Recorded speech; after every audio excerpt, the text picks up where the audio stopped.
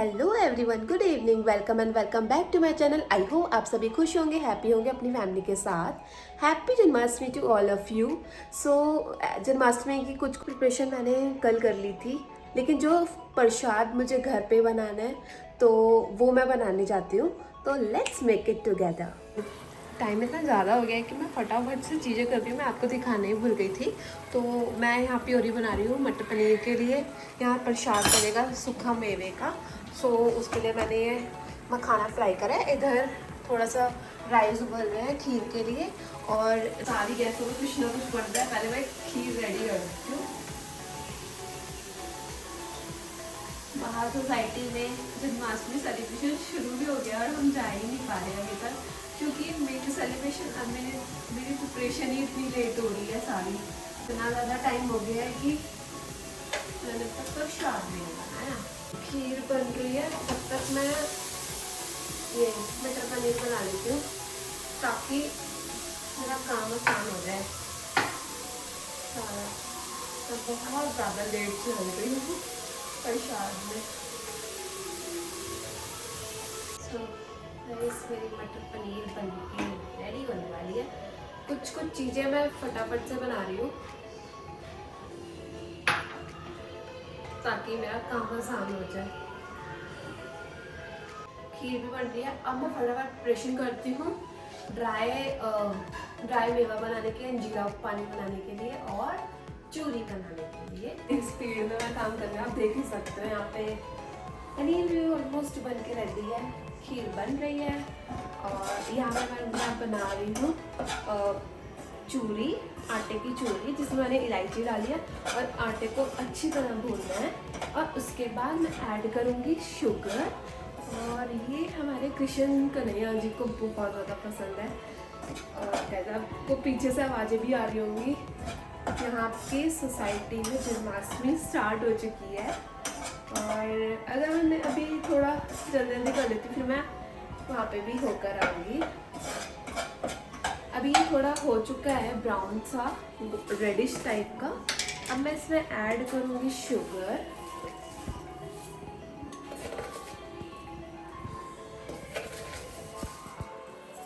3 tablespoon sugar I am adding in 1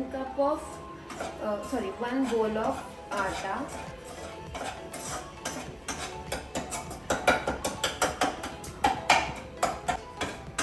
guys, मेरा चूरी का प्रसाद बन के रेडी है।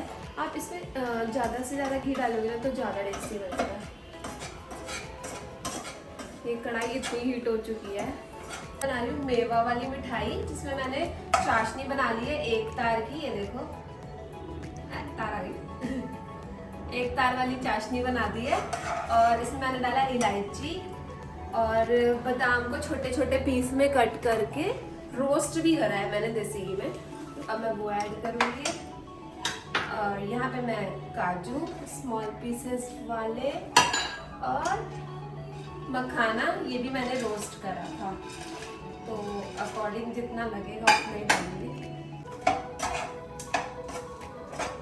भी बनके रेडी है प्रसाद हमारा। अब मैं इसको प्लेट में सर्व कर देती हूँ, फ्रीजर में सेट।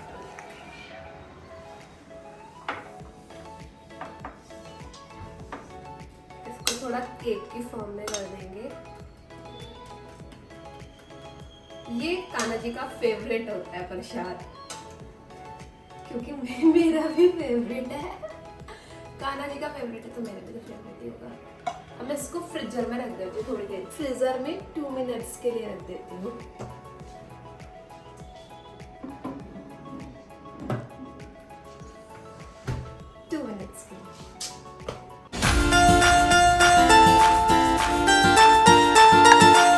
मेरा प्रसाद बन चुका है। अब मंदिर की डेकोरेशन करते हैं फटाफट से। हम अपने कान्हा जी के लिए बहुत सारे फ्लावर लेके आए हैं, जैसे चाइना डालिया, मैरीगोल्ड्स, बॉल रोजेस एंड बहुत सारे फ्लावर्स। कहते हैं जब मंदिर बहुत अच्छा सजा होता है तो भगवान जल्दी दर्शन देते हैं। गाइस, मैंने मंगाया है चाइना एस्टर फ्लावर। ये लेवेंडर कलर का होता है, बहुत ही प्रिटी सा फ्लावर है ये। और फिर मैंने मंगाया ये डालिया, ये डार्क पिंक कलर का है, ये भी बहुत प्यारा फ्लावर है। And marigolds flower, small roses का पेटल नहीं निकलता, और ये येलो कलर के फ्लावर हैं। और ये भगवान जी की माला।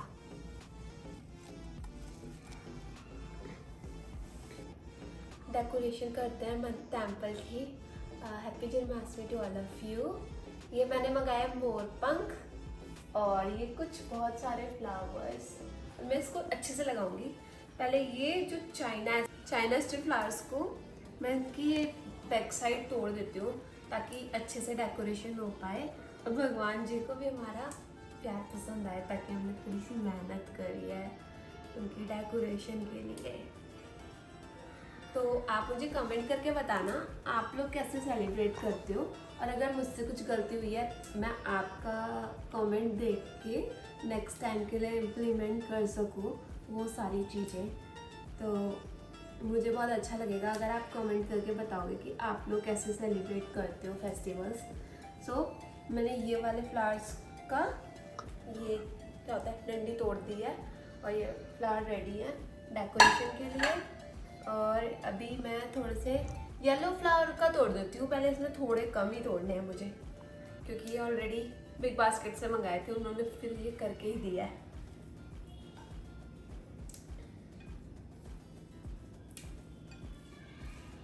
और मंदिर डेकोरेशन करना आई थिंक सभी को पसंद होगा। ये छोटी आ गई है बट मैं एडजस्ट करूँगी इसको ताकि उनको पूरी आ जाए। और अभी थोड़े से रोजेस बाकी हैं ये तोड़ने के लिए, और ये ईजिली टूट जाते हैं, इतने फ्रेश होते हैं कि ये ईजिली टूट जाते हैं। देखो आपको मेरे को बिल्कुल टाइम नहीं लग रहा है। ये देखो ऐसे करा ये इतनी जल्दी टूट जाते हैं ये। मुझे ये फ्लावर की डंडी तोड़ना भी बहुत पसंद है।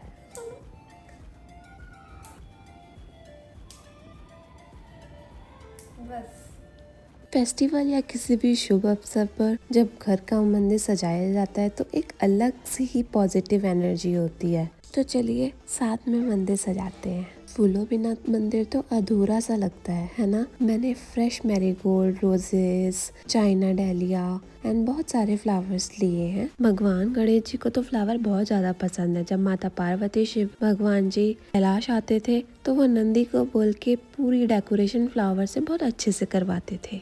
जन्माष्टमी हम इसलिए मनाते हैं क्योंकि आज के दिन भगवान श्री कृष्ण का जन्म हुआ था मथुरा के कारागार में। उनका जन्म धर्म की रक्षा के लिए और पापियों के नाश के लिए हुआ था। कृष्ण हमें प्रेम, दया और सत्य का पाठ पढ़ाते हैं। जन्माष्टमी का त्योहार सिर्फ उत्सव नहीं, एक अनुभव है, एक भक्ति भरा समय जब हम अपने घर और जीवन में श्री कृष्ण का स्वागत करते हैं। हमने मोगरे की माला कान्हा जी के लिए बनाई है क्योंकि कान्हा जी को इत्र, खुशबू बहुत ज़्यादा पसंद है।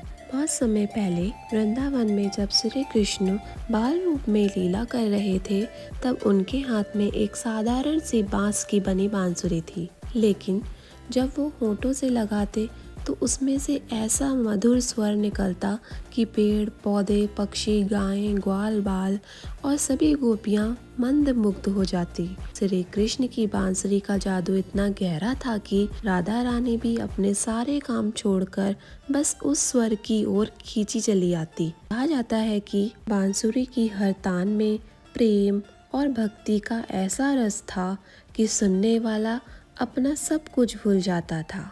एक पौराणिक कथा के अनुसार एक दिन राधा रानी ने श्री कृष्ण से पूछा, कान्हा तुम हमेशा बांसुरी ही क्यों अपने पास रखते हो, क्या उसमें कोई विशेष बात है?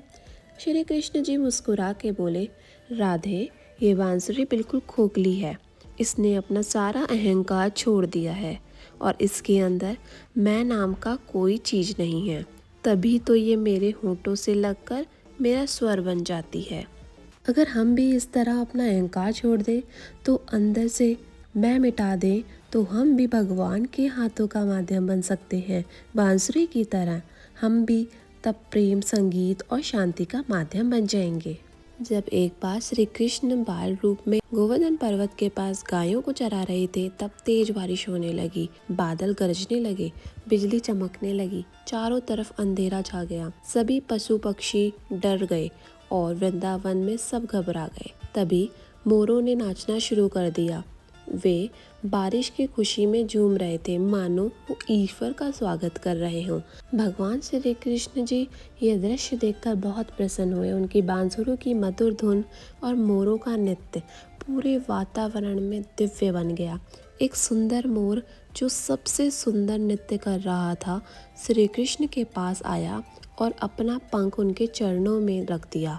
श्री कृष्ण जी मुस्कुराए और बोले, तुम्हारा नृत्य और समर्पण मुझे बहुत प्रिय लगा। मैं इसे हमेशा के लिए अपने मस्तक पर धारण करूंगा। तभी से भगवान श्री कृष्ण ने मोर पंख को अपने मुकुट में स्थान दिया है और वो उनके सिर का श्रृंगार बना। चलो अब मैं आपको श्री कृष्ण जी के चमत्कार की लीलाओं का वर्णन करती हूँ। इंद्रदेव जी को घमंड था कि लोग उनकी पूजा करें, लेकिन श्री कृष्ण जी ने ब्रजवासियों से गोवर्धन पर्वत की पूजा करवाई। नाराज होकर इंद्र जी ने मूसलाधार बारिश शुरू की। तब श्री कृष्ण जी ने 7 दिन तक एक उंगली पर गोवर्धन पर्वत उठाकर सबको आश्रय दिया। बोलो बाके बिहारी लाल की जय। सोसाइटी में सेलिब्रेशन हो रहा है, वहाँ चलते हैं। मैंने पूजा कर ली है, बट वहाँ भी देख कर आना चाहिए ना क्या कर रहे हैं वो लोग। अगर कान्हा जी का झूला होगा तो वो झूला के आएंगे, क्योंकि हमने तो झूला बनाया ही नहीं है। Happy Janmashtami to all of you. यहाँ पे कुछ डेकोरेशन हुई थी। हम लोग लेट हो चुके हैं, बट यस हमें झूला झुलाने को भी मिल गया और आरती भी और बाबा चढ़ाने को भी मिल गया भगवान जी को। श्री कृष्ण जी का अन्नकूट भोग, सैकड़ों प्रकार की सब्जियां, पूड़ियां, मिठाइयां आदि बनाकर अर्पित की जाती हैं। यह गोवर्धन पर्वत उठाने की लीला की स्मृति में किया जाता है। भगवान श्री कृष्ण जी को ताजे मीठे फल भोग में अर्पित किए जाते हैं। पूजा के दौरान शुभ माने जाते हैं सूखे मेवे और नारियल। नारियल श्री कृष्ण जी की पूजा में सौभाग्य का प्रतीक माना जाता है।